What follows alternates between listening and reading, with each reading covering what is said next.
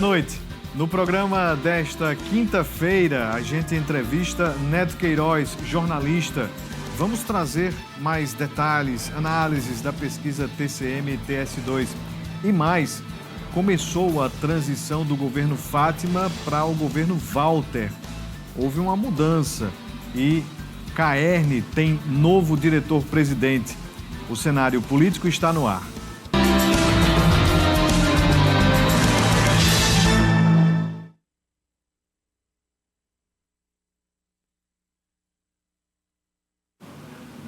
Boa noite para você, minha amiga telespectadora. Boa noite para você, meu amigo telespectador. Estamos começando mais uma edição do Cenário Político TCM, ao vivo para todo o Rio Grande do Norte.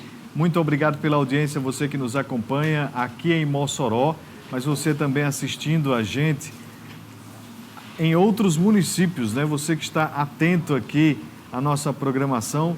Eu tenho acompanhado aí as redes sociais, estou percebendo que muitos políticos ainda comentam, ainda falam, ainda citam a pesquisa TCM-TS2 e hoje Neto Queiroz retorna aqui ao nosso cenário para falar sobre a pesquisa. Então, você aí que nos acompanha, se você já leu, né, se você já leu o blog do Neto Queiroz, ele trouxe lá algumas informações, curiosidades, observações sobre a pesquisa que ele vai trazer agora também a sua fala. Então, se você leu, vem aí mais informações sobre essa pesquisa TCM-TS2. Neto Queiroz tem mais tempo de experiência no jornalismo político do que eu de idade. Então, fique atento aí, daqui a pouquinho a gente vai falar mais sobre este assunto aqui no nosso programa.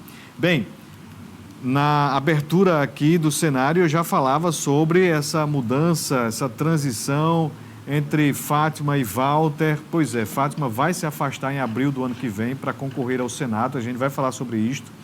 E essa transição começou.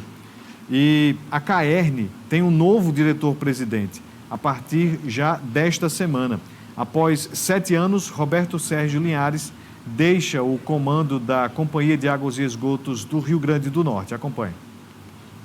A mudança no comando da CAERN foi divulgada oficialmente nesta quarta-feira. Após cumprir o maior período de tempo à frente da gestão geral, Roberto Sérgio Linhares se despede com o sentimento de dever cumprido, destacando as metas alcançadas e as obras entregues. Em Mossoró, a gente fez 3 poços. Um na região do Rincão, aquele de Nova Betânia que a gente recuperou, fez o novo, né? E o Nova Mossoró, porque foi Robson que fez. Não, ele fez, mas deu óleo. E a gente teve que recuperar e botar para funcionar, e é praticamente fazer um poço novo. Fizemos o segundo poço em Areia Branca, que tinha só um e vivia com problema de daqui a pouco exaurir a água. Fizemos o segundo poço em Grossos, cada poço desse é 10, 12 milhões de reais. Né? Fizemos poço, né, em Caraúbas. Então, a companhia, além de investir, se adequou ao que o novo mercado pedia, né, o novo marco legal do saneamento exigia. Quem assume o comando da companhia é Sérgio Eduardo Rodrigues da Silva, engenheiro civil com cerca de 30 anos de experiência no setor público e privado.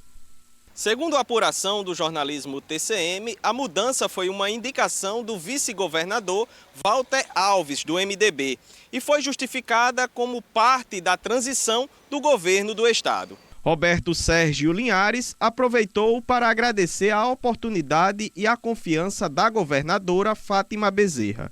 Além disso, externou sua gratidão aos funcionários que fortaleceram o seu trabalho à frente da CAERN. Desde o superintendente até o operador, porque são dedicados, a grande maioria, 99% é o que a gente chama de sangue azul, defende a companhia, defende o saneamento, defende o serviço à população, né? Um bom serviço à população. Então, agradecer a cada um deles, dizer, sem eles não teria sido nem próximo possível realizar o que a gente realizou, né? Então, é uma conquista coletiva, né? O saneamento é uma construção coletiva, e essa construção coletiva se dá principalmente por causa dos colaboradores da companhia. Eu conversei com o Roberto Sérgio e ele está com um semblante de dever cumprido.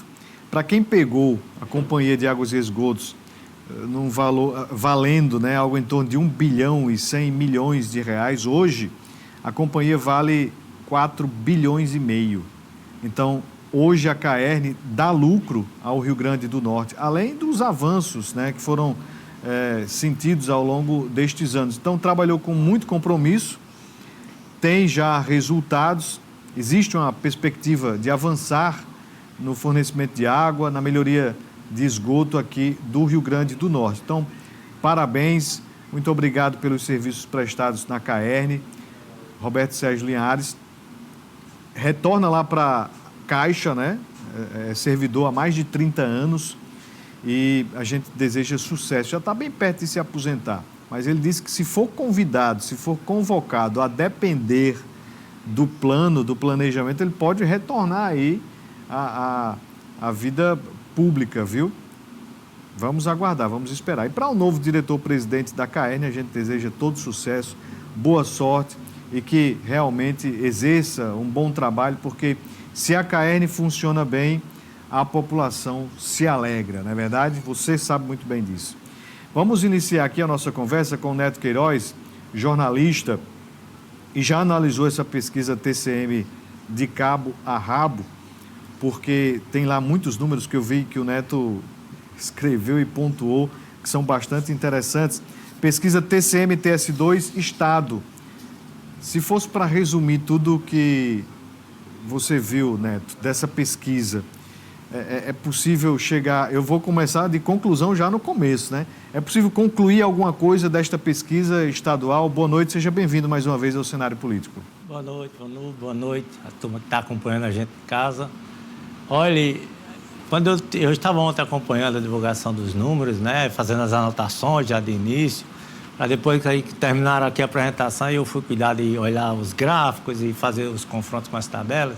A conclusão inicial que eu vi, observei de imediato, foi a indefinição. Porque você parte do seguinte resultado olhando as espontâneas, todas as espontâneas. Você olha a espontânea de deputado federal com 86% de indeciso. Você olha a espontânea de deputado estadual com 82% de indeciso. Você olha a espontânea de senador, 71% de indeciso. Você olha a espontânea de governador com 60%, quase 67% de indeciso. A única que está mais ou menos definida é do presidente, porque só tem 39% de indeciso na espontânea do presidente.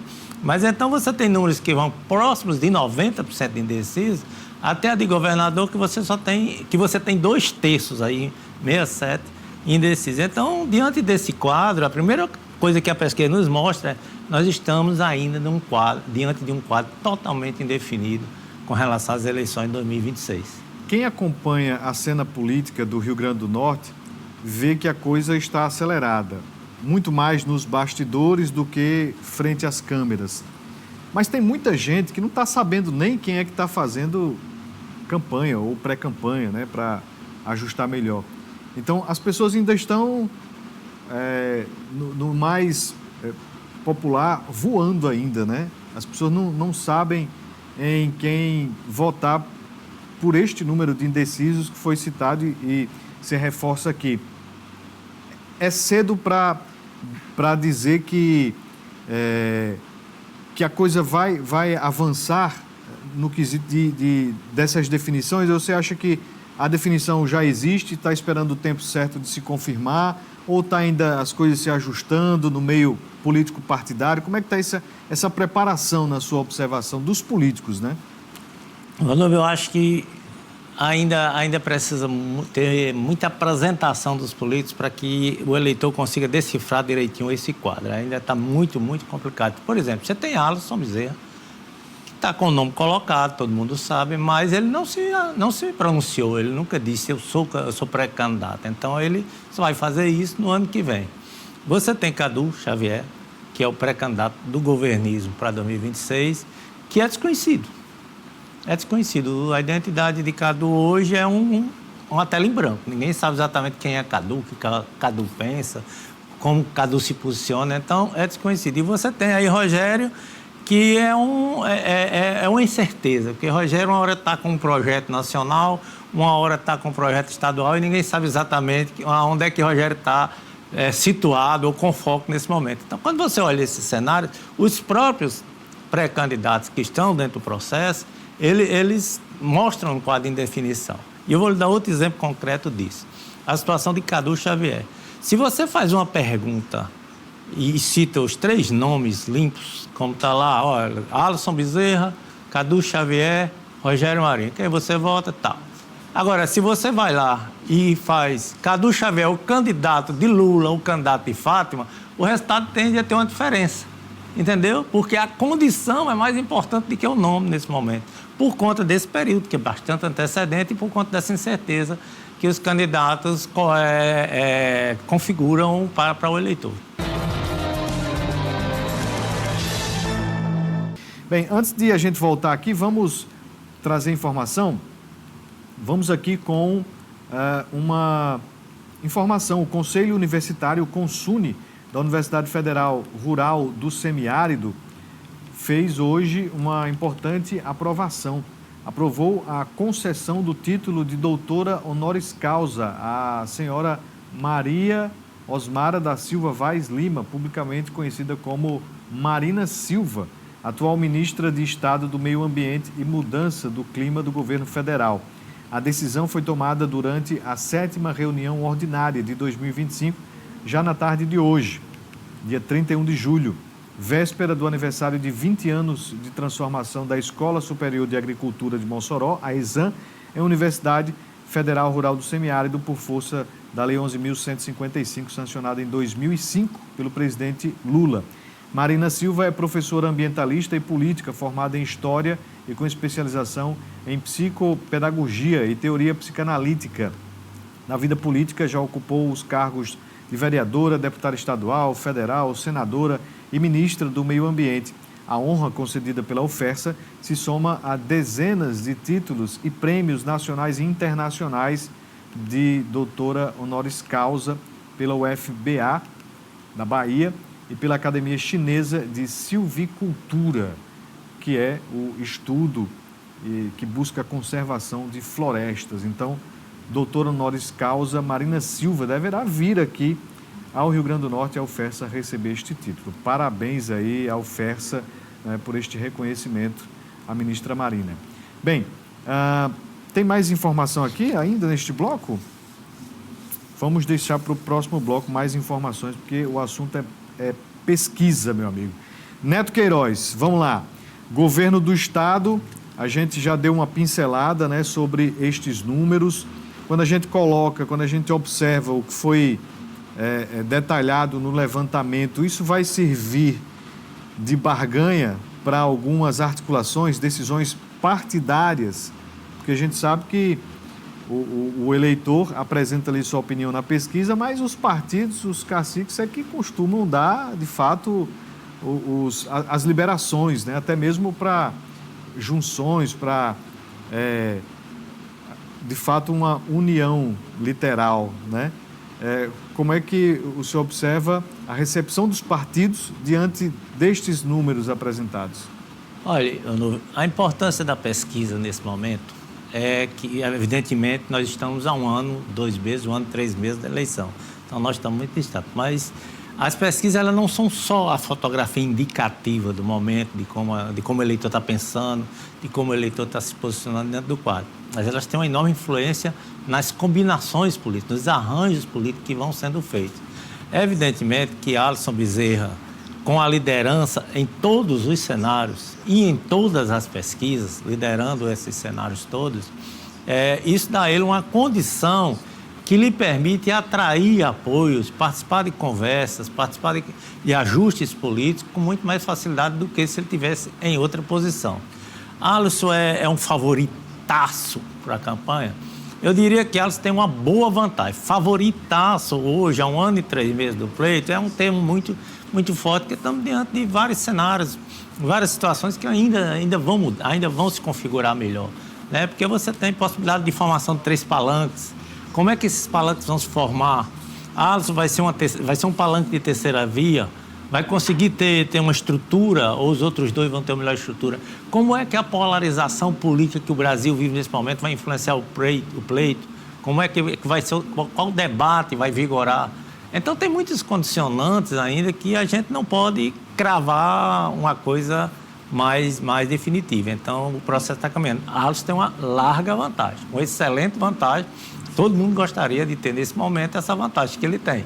Evidentemente que ainda é um teto baixo, porque você tem ali mais ou menos um terço do eleitorado, um pouco mais do que o terço do eleitorado. É teto baixo, mas é o teto baixo que é próprio do período.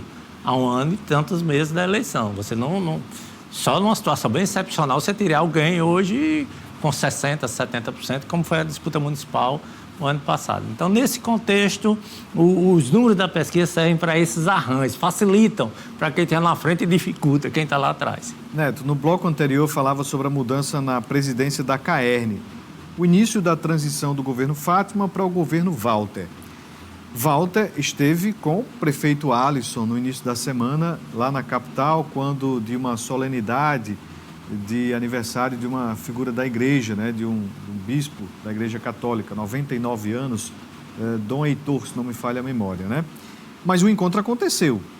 Então, se existe o diálogo, existe uma possibilidade aí, não sei a que nível está, mas ainda pode acontecer esse tipo de definição, o futuro governador, né, que vai assumir a função em abril que vem, Walter com Alisson, isso é possível diante do que a gente está vendo? Eu não acredito nessa reviravolta, essa possibilidade de Alisson se aproximar do governismo ou do governismo se aproximar com Alisson. A conversa, por exemplo, de Walter e Alisson pediu a conversa com Walter, mas na verdade é porque nesse momento tudo rende uma pauta, né? Mas na verdade, Alisson pediu a fala com Walter, ele foi pedir a ajuda de Walter porque ele está fazendo aqui a rodovia, esse complexo viário aqui, e o final do complexo viário é aqui na BR-304, que vai dar no início da duplicação. E então tem que ser construída ali uma estrutura de contorno, de retorno, alguma coisa ali bem complexa. Como é federal, e Walter tem acesso ao DANIT, já que o indicado no DANIT é dele, ele foi pedir a Walter a uma intervenção junto ao DANIT para aprovar um projeto da prefeitura ligando o complexo viário com a BR-304. Mas aí a pauta, todo mundo já olhou, opa, Walter e Alisson conversando, isso tem alguma coisa de política. Foi meramente administrativo, ele só foi fazer esse pedido a Walter se comprometeu de ver com o DANIT, acelerar essa aprovação, porque Alisson está tentando fazer a entrega do complexo até o final do ano. Já que a gente está falando de pesquisa, governo do estado, Alisson, Walter, muita gente cita que Cadu está blindando Walter, que na verdade o candidato vai ser ele ano que vem, mesmo ele já tendo dito com todas as letras que no acordo feito com Fátima ele não vai ser candidato. Vai ser realmente vice por governador por alguns meses, o Walter? Vai assumir. Houve aquela questão que ele poderia assumir já desde dezembro, não havia nenhum motivo para que isso acontecesse. Mas eu acho que Walter não vai virar a mesa. Não é interessante para ele querer ou aceitar, porque se ele quisesse, ele tinha convite do próprio Lula para ser o candidato a governador, apoiado pelo PT no Rio Grande do Norte, e ele não quis, porque o projeto dele é dentro do partido, do MDB, fortalecer, fazer uma nominata federal com condições de eleger um tranquilamente, fazer uma nominata de estadual, porque Ezequiel vai trazer a turma todinha do PSDB para dentro do MDB. O MDB vai ficar com 10 deputados estaduais. Então, vai eleger a maior bancada na Assembleia. Então, esse é o projeto de Walter. Fortalecimento do partido. Porque também, se fosse pelos números, Cadu tem 6 e Walter... Cadu tem quase 7, quase fechando 7, e Walter tem 4. Então, pelos próprios números da pesquisa, não é interessante. Walter hoje não tem uma posição eleitoral, a não ser o fato de ter a caneta na mão a partir de abril, mas não tem uma posição eleitoral que fizesse sombra a Cadu nesse momento. A candidatura majoritária, ou seja, governo do Estado e Senado, anima muito as candidaturas proporcionais, né?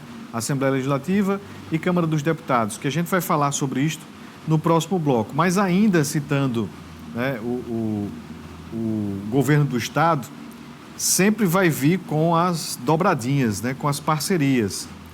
E a gente está observando entre os mais citados nesta concorrência que é apontada agora, né, nessa pré-campanha, Alisson, Rogério e Cadu, que cada um tem o seu preferido ao Senado.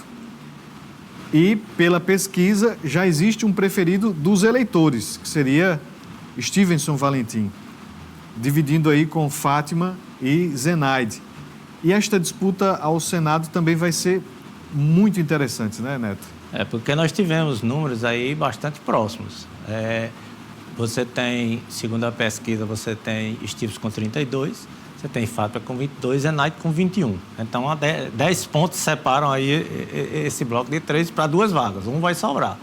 Agora, o ajuste que vamos ter ainda, é bem interessante observar, porque hoje você tem Fátima no palanque do Governino, você tem Stevenson no palanque de Rogério e você tem Zenaide numa aliança com Alisson. Zenaide tem um convite de Fátima para fazer dobradinha com ela no governismo. Ela ainda não decidiu, dá sinais de que ficará com Alisson, mas há um problema aí. Porque parte da Federação União Brasil, PP, não aceita Zenaide lá. E prefere uma aliança com o PL, trazendo o Stevenson para fazer a composição e assim a oposição se unir. Essa é a preferência de José Agripino, essa é a preferência de Benes, essa é a preferência de Paulinho Freire. Então, parte da União quer tentar essa aliança e dar preferência ao PL. Nessa preferência, Zenaide sobra, porque essa turma veta Zenaide, não quer Zenaide nesse palanque. Então, Zenaide pode ir para o governismo, entendeu? Pode ir para o governismo. Mas aí, de repente, nessas combinações, se Zenaide vai fazer dobradinha com Fátima lá, e Stevenson e Rogério acaba não se unindo ao palanque de Alisson, Alisson fica sem um senador aqui. Ele fica sozinho no palanque da terceira via, sem senador, tendo que ver opções de última hora. Então, há muitos desdobramentos ainda possíveis. O certo é que nós temos hoje 3 nomes, 2 vagas e o cenário completamente aberto. Cada um com um mandato, né? Porque Stevenson está com seu mandato, quer renovar. Zenaide está com mandato, ou seja, a visibilidade, né, que ambos têm como parlamentares, pretende renovar a Zenaide. E Fátima como governadora. E quer retornar ao Senado. Não dá nem para dizer quem é que tem uma maior facilidade de penetração no eleitorado, porque cada um tem a sua particularidade, né, Neto? Cada um tem seu nicho, né? A questão aqui é que alguns veem Fátima na esquerda, né, no palanque de esquerda, no campo do petismo, e ela vem de 3 eleições com êxito, né? Duas eleições de governador e uma de senadora, obtendo sempre perto ali de 56 numa eleição, 57%, 58%. Então, ela tem um patamar aqui, um histórico muito forte. E você tem Stevenson, que parece ter patinado em algum momento na conexão com o eleitor. Ele disputou o governo em 22. E Stevenson teve o quê em 22? Teve um desempenho abaixo de 20 pontos. Acho que 17 ou foi 15, não me lembro bem. Então, você tem Stevenson. Mas Stevenson reconectou-se com essa coisa. Então, ele está aqui. A Zenaide, ao centro, ela vai ficar com a fatia dos votos que estão à esquerda e uma fatia dos votos que estão à direita. Bom, são incógnitas que a gente tem que esperar aí a água passar debaixo da ponte para ver como é que fica, né? Mas a rejeição ainda alta de Fátima, apontada também na pesquisa TCM e TS2, isso vai ser algum tipo de impeditivo para ela crescer? Não, eu traria o número de 2022, com uma rejeição maior do que essa, porque ela chegou ali na véspera da convenção, Fátima chegou com rejeição de 39 a 40. E ela está um pouco abaixo agora. E ganhou no primeiro turno. Porque todo mundo achava que a rejeição de Fátima era a grande dificuldade dela na reeleição de 22. E ela ganhou no primeiro turno. É bem verdade que os opositores não deram muito trabalho, né? O próprio Stevenson ficou em casa, resolveu fazer campanha em casa, deitado no sofá. E o Fábio Dantas era meio uma ovelha fora do ninho, alguma coisa estranha ali. Então, dessa forma, ela teve essas facilidades.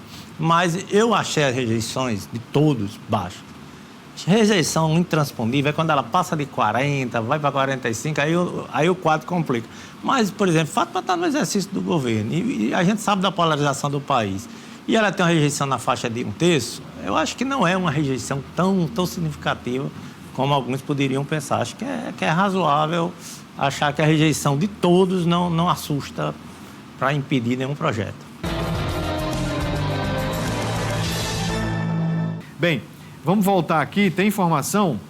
Vamos trazer informação aqui para você que nos acompanha nesta quinta-feira. Bem, domingo, agora dia 3 de agosto, Mossoró será palco aí de uma manifestação em defesa da liberdade de expressão.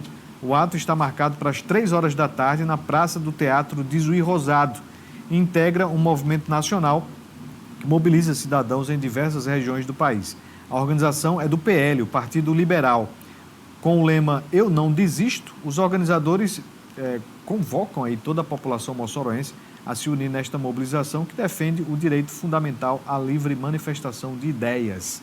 Abre aspas, vamos juntos, Mossoró, reaja Brasil, destaca o material que você está conferindo aí na tela de divulgação do evento, que estampa as cores da bandeira nacional como símbolo da luta democrática. Tá aí, um abraço ao Genivan Vale, que é presidente do PL, enviou aí este material e a gente repassa aqui no nosso cenário político. Bem, repercutiu, viu, entre os senadores o decreto publicado nessa quarta-feira pelo presidente dos Estados Unidos, o Donald Trump, que estabelece a taxação de 50% sobre produtos brasileiros, com muitas exceções. O início da aplicação da alíquota, que seria agora sexta-feira, dia 1º de agosto, ficou para o dia 6 de agosto. Foi um pantinho maior do mundo, mas vamos ver aqui nessa reportagem os detalhes direto da TV Senado.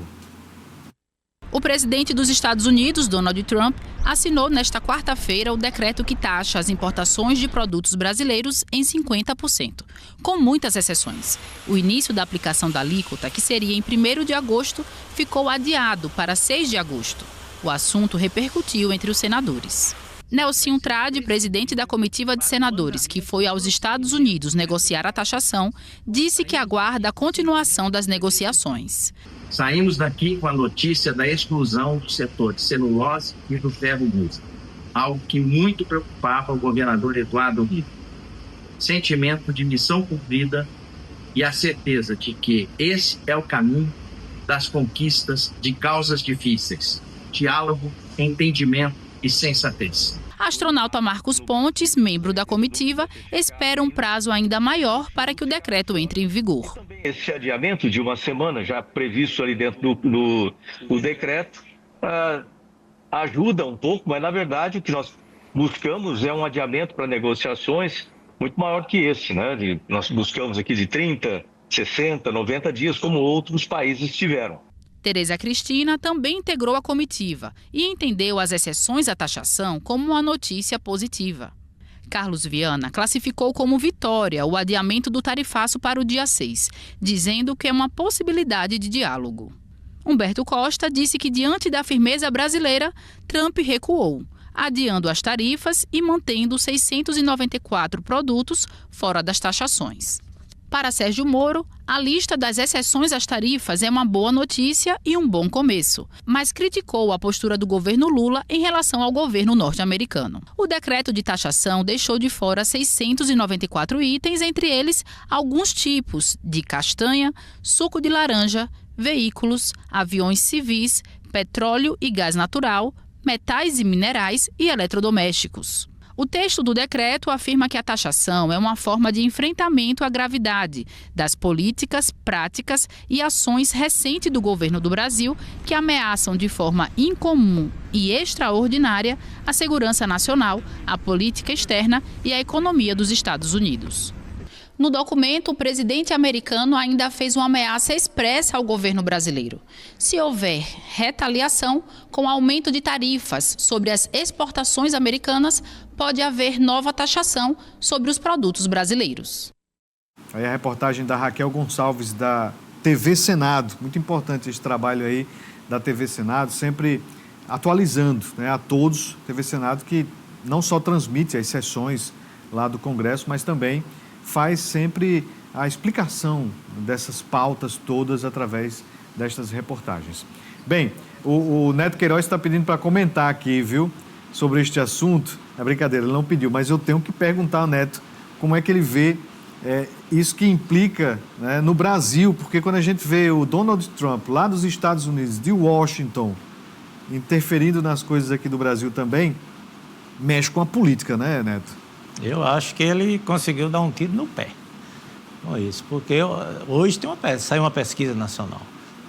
O Instituto Atlas Intel trouxe Lula esse ano, pela primeira vez, com o aprova maior do que o desaprova.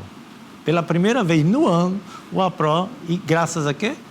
A essa questão de Trump. Então, Trump ele acaba tentando intervir, é uma situação que é inaceitável, que ele está pretendendo, né? Principalmente a chantagem com o judiciário brasileiro, inaceitável, mas com isso ele está conseguindo um efeito negativo para ele e para a família Bolsonaro no Brasil. Nas anedotas da política tem sempre aquele que é do contra, né? Então, pelo visto, o eleitor brasileiro é contra o Trump. Para onde ele vai? Para ali, então eu vou para cá. Se ele diz sim, eu digo não. Então... O mundo inteiro tá com esse sentimento de desconforto com o Trump. Ele é inquieto demais, né? Bem, é algo que a gente vai seguir acompanhando, né? Sempre trazendo aqui uma informação e outra, a imprensa nacional também sempre investigando tudo isso. Bem, vamos voltar aqui ao Rio Grande do Norte. Bem, pesquisa TCM-TS2 colocou também números ali para a Assembleia Legislativa, Câmara dos Deputados, e o PT lidera os nomes mais citados para a Assembleia: Isolda Dantas, para a Câmara dos Deputados, Natália Bonavides, mas existe uma divisão muito forte aí entre esquerda e direita, muitos indecisos, como o Neto já citou aqui. E, Neto, o que é importante a gente observar nas citações, desses nomes que foram citados aqui da nossa região? Como nós temos um alto número de indecisos, nós temos 86% de indecisos na questão federal e temos 82% na questão estadual, então, evidentemente, a gente tem que olhar apenas como um dado indicativo daqueles nomes que têm uma maior lembrança. Evidentemente que isso ainda vai ter muita alteração na medida em que os eleitores vão tendo conhecimento sobre os candidatos.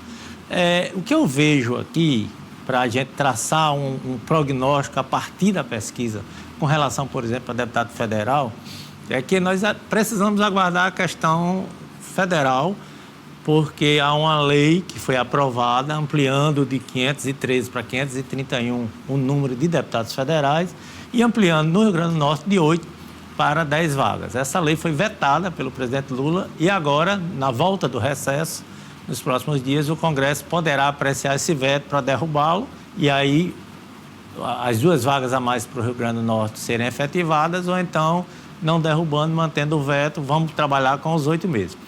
Me parece que está todo mundo já ciente que não vai ser possível derrubar o veto, por 2 razões. Porque quando a matéria passou na Câmara dos Deputados, passou com 10 ou 12 votos a mais do que o necessário, passou apertadinho. E no Senado passou por 1, porque havia um mínimo, que era 41 votos, foi preciso Alcolumbre se licenciar da mesa diretora e vir votar para ser o voto de número 41, um voto, senão a matéria não tinha passado. Então, como passou no limite e o tema acabou tendo uma repercussão negativa, os partidos acham que não tem votos para derrubar o veto, porque é uma votação qualificada. Então, não tem votos para derrubar o veto e está todo mundo trabalhando com 8.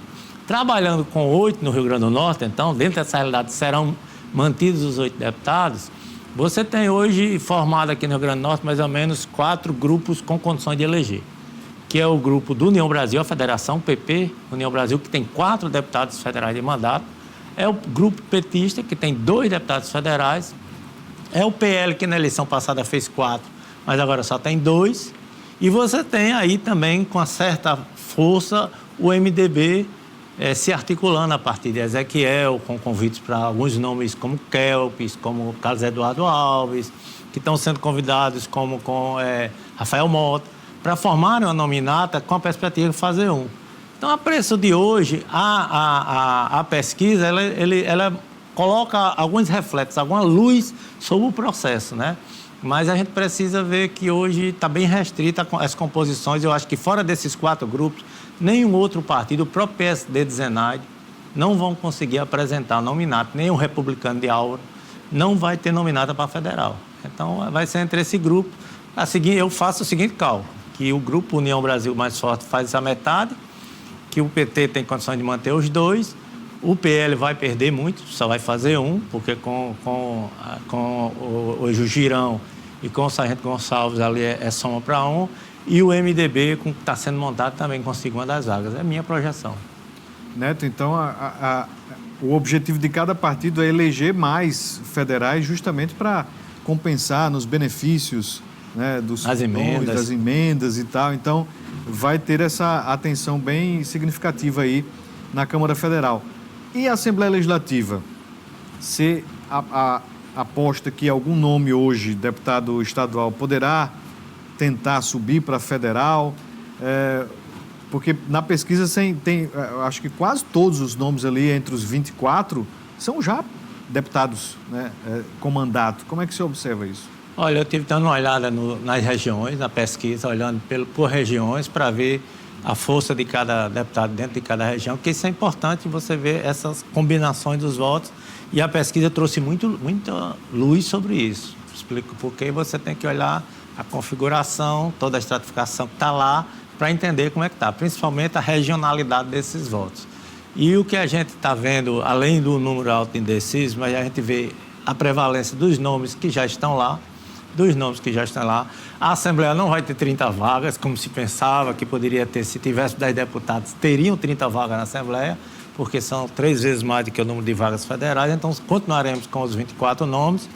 E o que me chamou a atenção é, por exemplo, Isolda, que lidera aqui na região de Mossoró e lidera também na pesquisa, no geral da pesquisa para deputado estadual. Mas Isolda ainda está para definir se vai para federal ou se vai para estadual. Porque com 10 vagas ela ia para federal, ela já estava batido o martelo que ela ia ser candidata a deputada federal, porque o PT calculava em fazer 3. Com 8 vagas, aí é risco. Vai, mas vai numa situação de risco.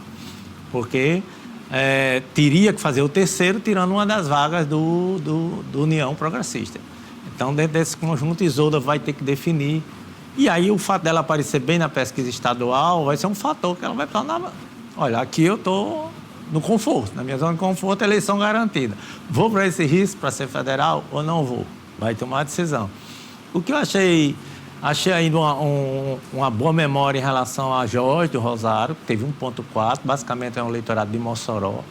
De fato, ele participou das 2 últimas eleições, mas ele está meio fora do cenário há uns 2, 3 anos, né? Ninguém escuta muito falar de Jorge, mas ele apareceu bem. Estranhei o fato da esposa do prefeito, Cíntia Pinheiro, não ter sido citada, mas também, de fato, não é um nome que esteja sendo trabalhado por grande público. Hoje é um momento que ela é trabalhada internamente. Mas pode ser, eu entendia que o eleitor já podia estar absorvendo um pouco desse trabalho, mas ainda não.